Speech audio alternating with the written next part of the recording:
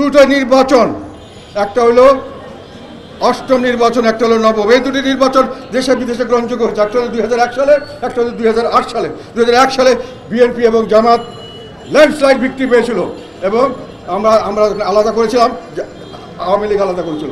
আর 2008 সালে আওয়ামী লীগ সহ মহাজোট করে আমরা করেছিলাম এবং সেখানে বিএনপি জামাত জোট ছিল, সেখানে আওয়ামী লীগ ল্যান্ডস্লাইড ভিক্টরি পেয়েছে।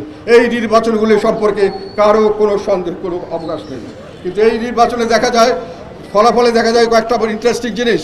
একটা হলো আওয়ামী লীগ, বিএনপি, জাতীয় পার্টি আর আমাদের জামাত ছাড়া বাকি শুধুমাত্র 3% ভোট থেকে, আর 3% থেকে 3% হলো ইন্ডিপেন্ডেন্ট। মানে এই বাকি যে 50 দল 100 দল সবের ভোট সংখ্যা হলো 3%। তো এখন আওয়ামী লীগ আর বিএনপির ভোট সংখ্যা 80 থেকে 81%। আর যেটা সবচেয়ে লাস্ট ইলেকশনের কথা বললাম, সেই ইলেকশনে যেটাতে সবচেয়ে ভালো করেছে 2001 সালে বিএনপি এবং জামাত জোট, তারা পেয়েছে 45% ভোট।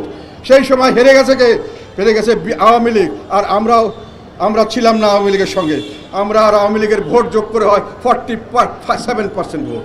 এবং এর পরের বার যখন 2008 সালে নির্বাচন আসলো, তখন বিএনপি জামাত পেল 37%, আর মহাজোটের আমরা মিলে, জাতীয় পার্টি মিলে পাওয়া গেল 53%। কাজেই যখন সবচেয়ে কম ভোট পেয়েছে আওয়ামী লীগ এবং জাতীয় পার্টি, তখনও জাতীয় পার্টি 47% ভোট পেয়েছে, তখনও বিএনপি আর জামাত পেয়েছে মাত্র 45%। কিন্তু এই আওয়ামী লীগকে বাদ দেওয়া হয়েছে, জাতীয় পার্টিকে বাদ দেওয়া হয়েছে, আর 3% লোক আর জামাত এবং নিয়ে তারা এখন ইলেকশন করতে চাচ্ছেন। তারা এই ইলেকশন করতে গেলে কি হবে? ইলেকশন করতে গেলে এটা কোনো ইলেকশন হবে না। যে ইলেকশনের জন্য আমরা শেখ হাসিনাকে ফেসিবাদ বলি, যেই পতানো খেলার জন্য শেখ হাসিনার বিরুদ্ধে আমরা অবস্থান নিয়েছিলাম, এই সরকার একই কাজ করছেন এবং ওরা ঐক্য কমিশনের নামে অনৈক্য কমিশন তৈরি করেছেন।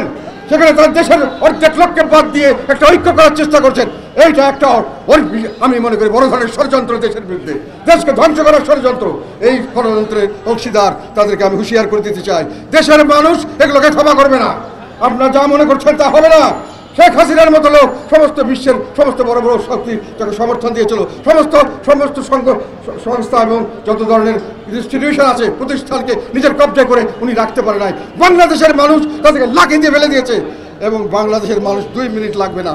এইরকম পাতানো খেলার রাজনীতি, যে খেলায় আমাদের নেতা, আমাদের চিফ অ্যাডভাইজার যেটা বলেন যে আমার নিয়োগদাতা কিছু মানুষ, এবং তাদের আবার কিছু বড় জামাত ইসলাম বলে তাদের নিয়োগদাতা নাকি আবার জামাতকে তারাই নাকি এই ছাত্রদেরকে সব রকম সুযোগ সুবিধা দিয়ে রাখছে। কাজেই বর্তমান তত্ত্বাবধায়ক সরকার নিরপেক্ষ নয়, তাদের একটি দল আছে। এইটার জন্যই তো আমরা আন্দোলন করেছিলাম তত্ত্বাবধায়ক সরকার দেওয়ার জন্য, যেখানে কোনো দল থাকতে পারবে না।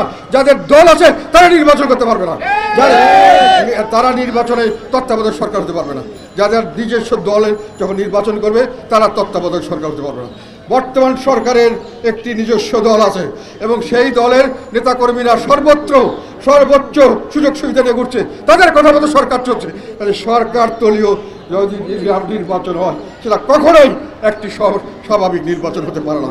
সেটা একটি পাতানো খেলা নির্বাচন হবে, যেখানে আমাদেরকে বাদ দেওয়া হচ্ছে, আওয়ামী লীগকে বাদ। আমি এটার কারণটা আপনাদের বলতে চাই। তারা আওয়ামী লীগের, আমি যেটা বললাম, থার্ড পার্টি হলো জাতীয় পার্টি ইলেকশনের রেজাল্টের দিক দিয়ে, ফোর্থ পার্টি হলো জামাত ইসলাম।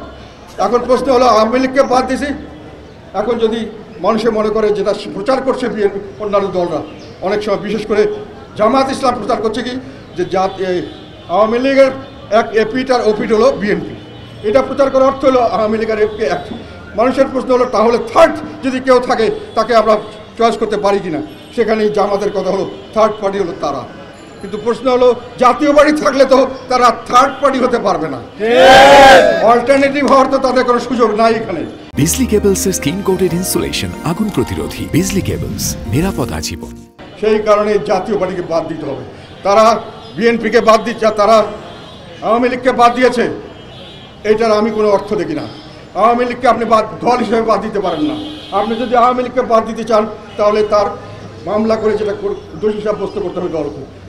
তার আগে আপনার যেটা লোক যারা খারাপ করেছে তাকে বাদ দিতে পারেন। দলকে কীভাবে বাদ দেওয়া যায় বিচার ছাড়া, একটু অ্যাডমিনিস্ট্রেটিভ অর্ডারে। এগুলো করা হচ্ছে এবং তার বিরুদ্ধে বললে আমাদেরকে নানান রকম ভয়ভীতি দেখানো হচ্ছে। আর একটা কথা হলো, আমরা এখন যেটা দেখছি সেখানে কোনো প্রেসের কোনো স্বাধীনতা নাই। প্রেসের মানুষ, আমি 2টা আর্টিকেল লিখেছিলাম, আমার 2টা আর্টিকেল ছাপতে কেউ সাহস করছেন না, তারা ভয় করছেন। তাহলে এই ভয়ভীতি, এবং আমরা যখনই কথা বলি, আমি কালকেই আমার নামে মামলা দেওয়া হচ্ছে, আমার এবং আমার বাড়ির বিভিন্ন লোককে মামলা দিয়ে বিভিন্নভাবে আটক করা হচ্ছে। আমাদের কোনো দোষ কোনোখানে তারা খুঁজে পায়নি, যায়ের জোরে নির্যাতন করা হচ্ছে এবং সেখানে তাদের বিরুদ্ধে কথা বললে সেখানে মামলা দিয়ে নির্যাতন করা হচ্ছে। তাহলে নির্যাতন তো আমরা সবসময় ভোগ করেছি, আগেও ভোগ করেছি, এখনও ভোগ করছি। এই নির্বাচনে আমাদের এই নির্যাতনে আমরা কোনোদিন পিছু পা হই নাই। আমরা দেশের জনগণের পাশে আছি, দেশের জনগণের পাশে থাকবো ইনশাল্লাহ। ইনশাআল্লাহ আমাদেরকে যতইভাবে যেভাবে চেষ্টা করা হোক, আমরা আমাদেরকে কোনো দোষ বের করতে পারবে না। এই সংগ্রামের সময়, এই যে আমরা এই আন্দোলন, জুলাই আন্দোলনের 1 তারিখ থেকে শুরু করে প্রতিদিন আন্দোলনের শেষ পর্যন্ত আমরা প্রতিদিন এই আন্দোলনের সঙ্গে ছিলাম এবং এইটার একটা প্রমাণ আমরা বিভিন্নভাবে, আমার কথা নয়, প্রেসে যেটা উঠেছে, টেলিভিশনে দেখাইছে, এগুলো আমরা দেখেছি।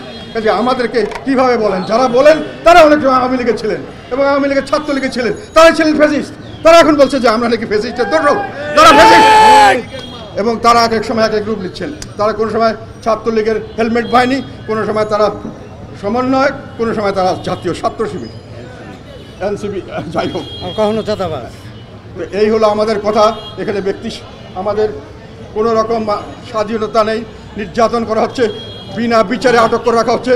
তাদেরকে কোনো জামিনের ব্যাপার হলেই জামিন দিলে আরেকটা মামলা দিয়ে আটক করা হচ্ছে। এইভাবে আমাদেরকে বিভিন্নভাবে অস্থির হয়রানি করা হচ্ছে। এই জন্য আমি বলতে চাই একটি কথা, সেটা হলো আমরা বলতাম শেখ হাসিনার সময় তাকে একেবারে আমাদের খালের কিনারায় উনি রেখে দিয়ে গেছে। আর এখন বলছি বর্তমান সরকার খালের থেকে, আমাদের কিনারা থেকে খালের মধ্যে ফেলে দিয়েছে। এখন দেশ নিচের দিকে পড়ছে। যত দিন দেরি হবে তত বড় ধরনের ক্ষতিগ্রস্ত হবে দেশ, তত বড় ধরনের পতনের কারণে কত ক্ষতিগ্রস্ত হবে। এই জন্য আমাদের আহ্বান, বর্তমান তত্ত্বাবধায়ক সরকার, বর্তমান অন্তর্বর্তীকালীন সরকারের কাছে আমাদের আবেদন, আপনারা নিরপেক্ষ নন এবং আপনারা কতটুকু সক্ষম এই ব্যাপারেও দেশবাসী বুঝে গেছে। আপনাদের কোনো ভালো নির্বাচন দেওয়ার সক্ষমতাও নাই। কাজেই আপনারা চলে যান, একটা তত্ত্বাবধায়ক সরকারকে দেন যে সম্পূর্ণ নিরপেক্ষভাবে নির্বাচন পরিচালনা করবে এবং সবাইকে সমান সুযোগ দেবে, যাতে করে দেশে একটা রাজনৈতিক স্থিতিশীলতা আসে। রাজনৈতিক স্থিতিশীলতা আসলেই দেশে আবার বিনিয়োগ আসবে, আবার বিদেশি আমাদের বিভিন্ন ধরনের ফান্ড আসবে, মানুষের চলাচল করবে, স্বাভাবিকত্ব আসবে। এখন কোনো ব্যবসায়ী কোনোখানে বিদেশ থেকে এখানে আসছে না, আমাদের দেশের লোককে কোথাও যেতে দেওয়া হচ্ছে না। আমরা একটা দোজখের মধ্যে বসবাস করছি। এর থেকে আমাদের উদ্ধার চাই এবং এই উদ্ধারের জন্য আমাদেরকে মাঠে নামতে হবে, দরকার হলে সামনের দিকে। আমরা পাতানো খেলার নির্বাচন আমরা হতে দেব না। নির্বাচন হলে নির্বাচন হতে হবে, নির্বাচন হতে হবে। এখন যত তাড়াতাড়ি সম্ভব বর্তমান সরকার পদত্যাগ করে একটি তত্ত্বাবধায়ক সরকারের ব্যবস্থা করা উচিত, এটি আমাদের দাবি।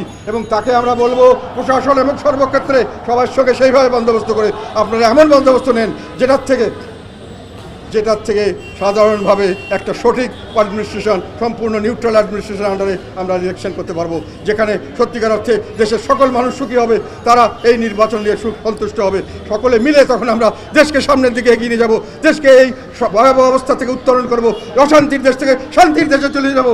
আমরা আজকে দুর্বল দেশ থেকে, আমরা দুর্ভিক্ষপীড়িত দেশ থেকে আমরা একটা সচ্ছল দেশে পরিণত হবো ইনশাআল্লাহ। আপনাদের সবাইকে অশেষ ধন্যবাদ। আসসালামু আলাইকুম। উপজেলা গুচ্ছগ্রাম